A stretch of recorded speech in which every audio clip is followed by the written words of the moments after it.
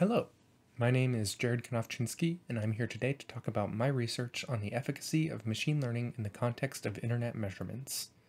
First, some background on the subject. So, as we all know, the internet is a complex mechanism that allows the sharing of information over vast distances at incredible speeds.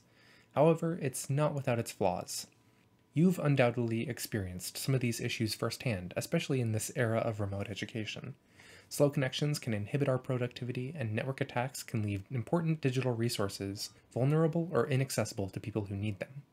And as the volume of traffic on the internet continues to grow, the successful moderation of these connections becomes more and more challenging to manually perform.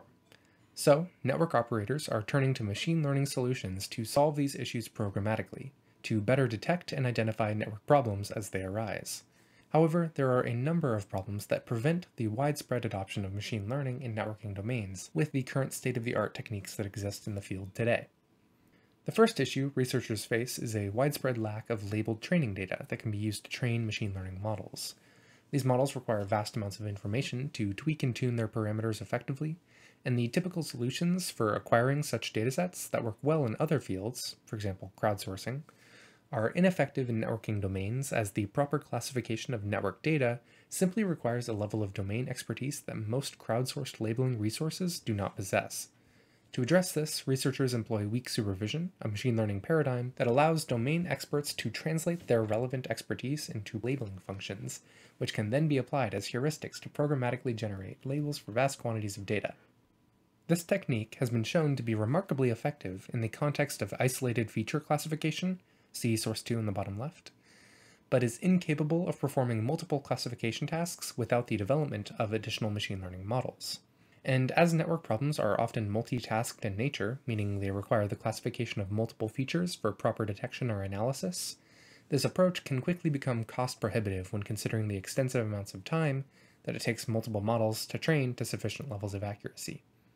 Thus, there's a need for a novel solution that is capable of leveraging these same weak supervision techniques on a larger scale to allow for a more efficient approach to the training of multiple classification tasks.